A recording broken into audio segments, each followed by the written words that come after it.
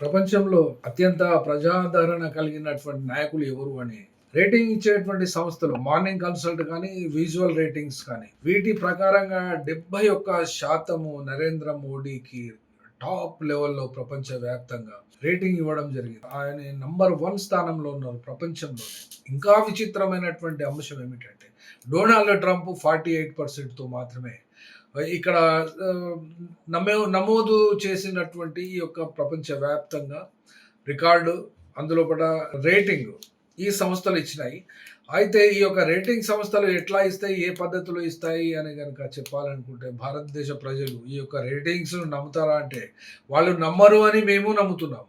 మేము మాత్రం నమ్ముతాము అని అనడం లేదు. వాళ్ళు నమ్మరు కాబట్టి మేము నమ్మము.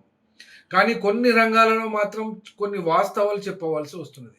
వర్క్ ఫ్రమ్ హోమ్ అని చెప్పేటువంటి ప్రైవేట్ సంస్థలు గంటకు 500, గంటకు 200 అనబడేటువంటి వాళ్ళందరూ కూడా ఈ యొక్క టాస్క్ ఇస్తారు. రోజుకు ఇన్ని పైసలు ఇస్తారు. ఆ పైసలు ఇచ్చేటువంటి పద్ధతిలో ఈ యొక్క రేటింగ్ సంస్థలు కూడా ఉంటవి.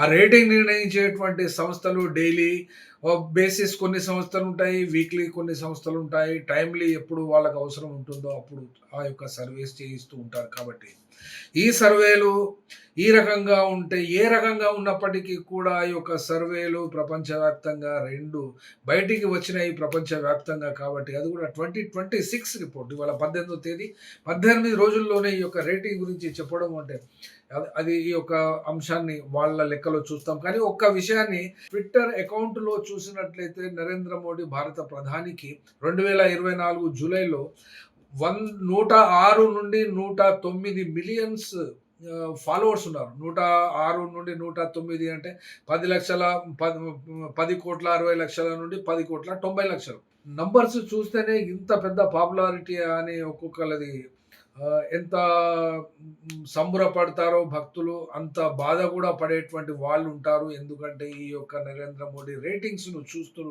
ఈ యొక్క సర్వే రిపోర్ట్స్ చూస్తూ, ఈ యొక్క ట్విట్టర్లను చూసినట్లయితే. కానీ ఇందులో కూడా నకిలీ ఖాతాలు ఎంత అని గనక చెప్పాలి అనుకుంటే ఈ ట్విట్టర్ అకౌంట్ ఒకటి చేపట్టింది. ఆ చేపట్టినటువంటి సర్వే రిపోర్ట్ ప్రకారం అనగా ట్విట్టర్ ఆడిట్ రిపోర్ట్ డిసెంబర్లో వచ్చింది 2025లో. దీంట్లో 14% మాత్రమే నాణ్యత కలిగిన అకౌంట్స్ గాను, మిగిలినటువంటి 85% అనుమానాస్పదమైనవి మరియు డాట్స్తో కూడుకున్నవని ఇవి తెలియజేసిన మీదట 40 నుండి 60% గ్రోకు కూడా ఇవి ఫేకే అని చెప్పి వాళ్ళు తెలియజేస్తున్నటువంటి ఈ సందర్భంలో నకిలీ ఖాతాల ద్వారానే రేటింగ్స్ వస్తవి.